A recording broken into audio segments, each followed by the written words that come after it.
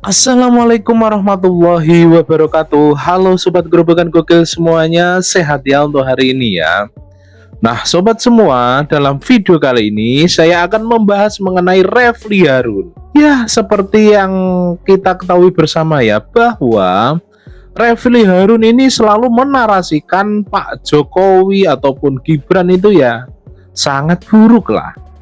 Entah itu katanya Pak Jokowi masih mengendalikan Pak Prabowo lah, Pak Prabowo itu bonekanya Jokowi lah. Padahal jelas-jelas Pak Jokowi sudah membantah, Pak Prabowo pun juga sudah membantah. Tapi hal tersebut masih nggak dipercaya oleh Refly Harun. Seperti biasa, Refly terus menarasikan bahwa Pak Jokowi itu buruk seburuk-buruknya. Contoh lain, ada beberapa menteri yang suan ke Pak Jokowi. Hal itu pun menurut Refly Harun juga salah. Yang katanya masih tunduk ke Jokowi lah, masih anak buah Jokowi lah. Lah padahal loh ya, sebelum ke Pak Jokowi, para menteri seperti Bu Sri Mulyani, Pak Basuki, terus Menteri Kesehatan Pak Gunadi Sadikin juga suan ke Megawati. Tapi apa? Refly Harun juga tidak mengomentari hal tersebut. Yang dikomentari cuma Jokowi, Jokowi, Gibran, Jokowi, Gibran. Kok sebegitu bencinya gitu loh sama Pak Jokowi gitu loh. Yang jadi sasaran tembak cuma Pak Jokowi. Namun dalam debat terbuka di TV, pernyataan atau narasi sesat Refly Harun tersebut langsung dipatahkan oleh pengamat politik Adi Prayitno dan juga M. Khodari. Nah, tanpa berlama-lama lagi, berikut adalah video lengkapnya. Kita bisa melihat beberapa fenomena saya kira.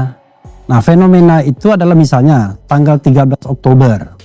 Ketika menjelang pembentukan kabinet, tiba-tiba Jokowi dan Prabowo bertemu. Banyak isu di situ. Tapi post factumnya adalah tiba-tiba banyak sekali menteri rombongan dari Jokowi yang masuk ke kabinet Prabowo, ada 17. Dan untuk mewadahi itu semua, kabinet dibengkakkan. Itu satu indikator ya. Yang kedua misalnya, soal sowannya menteri-menteri. Kalau kita pakai politik kita yang penuh sopan santun seperti ini sowan menteri pada saat Idul Fitri. Kalau kita lihat bahasa simbol misalnya, saya adalah pemimpin.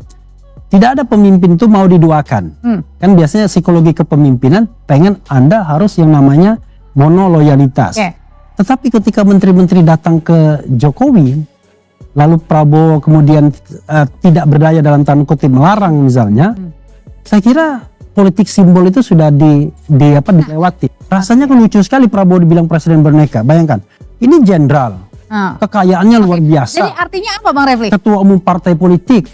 Aneh, bagi saya itu sebuah paradoks. Seperti tulisan dia, ini orang hebat, kekayaannya hebat, kemudian pangkatnya jenderal. Kok bisa agak takluk sedikit sama orang sipil. Nah begitu. Ini sebagai upaya untuk mengamputasi supaya tak ada lagi muncul rumor dan tuduhan-tuduhan yang cukup liar bahwa Prabowo sebagai presiden di Republik Indonesia itu diintervensi dan dikendalikan oleh pihak tertentu. Sebut saja yang sering dituduh adalah Pak Jokowi.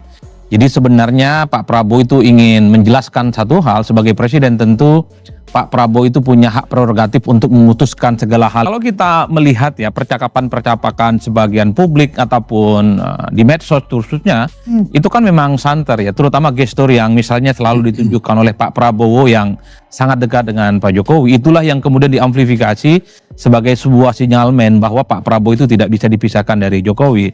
Tapi saya tegaskan satu hal sebenarnya, memahami Pak Prabowo itu tentu tidak semudah yang kita bayangkan, Audrey, karena mazhabnya memang mazhab bagaimana berkomunikasi dengan semua pihak, terutama mantan-mantan presiden, kedekatannya dengan Jokowi, dengan SBY, dengan Megawati dan semua, memang sengaja ingin ditujukan bagi Pak Prabowo karena membangun bangsa dan negara tentu membutuhkan input dan feedback dari pihak yang lain. Yang agak sedikit menurut saya ya, selalu menjadi aneh bagi saya, kenapa kalau Pak Prabowo dengan Pak Jokowi itu pasti dituduhnya soal intervensi, diatur-atur dan seterusnya. Beda ceritanya kalau Pak Prabowo dengan Pak SBY nggak ada tuduhan-tuduhan yang kayak gitu. Kalau kita mau runut agak sedikit sistematis, peristiwa-peristiwa politik yang belakangan berkembang memang itu tonesnya lebih mengarah ke Pak Jokowi sebenarnya. Ketika terkait dengan isu pemakzulan, siapa yang kemudian ingin disasar? tentu bukan hanya soal wakil presiden, tapi adalah mastermind di balik wakil presiden terkait dengan ijazah. Ini kan sebagai upaya untuk merusak kredibilitas mantan presiden terdahulu yang dinilai seterusnya dan seterusnya. Termasuk juga soal apa yang kemudian matahari kembar. Ini bukan soal presiden saat ini Pak Prabowo, tapi siapa yang mengintervensi dan ngatur-ngatur. Saya kok sedikit perlahan mulai mengurai. Ini kok ujung-ujungnya mengarah ke Solo terus gitu, Audrey. Artinya apa? Setelah Pak Jokowi tak jadi presiden, memang harus diakui serangan itu semakin agresif dan semakin terbuka. Dan bahkan terkait dengan mobil SMK kan juga digugat kan ke pengadilan. Tujuannya apa sebenarnya? Ya tentu adalah untuk menjadi beban sebenarnya. Pesannya adalah bahwa Solo dan keluarga besarnya tidak terlampau seperti yang dibayangkan oleh publik selama ini. Ya ini kan semua analisanya Pak Refli ya. Kalau saya berbeda pandangan dengan beliau. Pertama begini. Beliau tadi menyebut pertemuan Pak Prabowo dengan Pak Jokowi tanggal 13 Oktober. Ya pada waktu itu Pak Jokowi masih presiden dan belum lengser, belum selesai. Pak Prabowo belum dilantik jadi presiden. Jadi wajarlah Pak Prabowo masih menterinya Pak Jokowi. Yang kedua, kalau kemudian ada orang-orang yang pernah menjadi anggota di kabinetnya Pak Jokowi, masuk kabinetnya Pak Prabowo dianggap sebagai titipannya Pak Jokowi, saya kira itu juga oversimplifikasi dan otak-atik gatuk itu sebetulnya.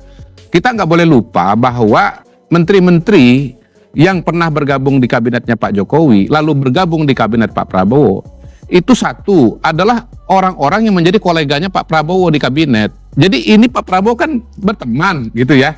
Sama aja mungkin Pak Komarudin dulu waktu dinas di militer, begitu ditempatkan satu jabatan, mengajak orang-orang yang sama-sama servis dengan Bapak di militer kan Pak, karena Bapak kenal pribadi, kenal kemampuannya. Saya kira begitu.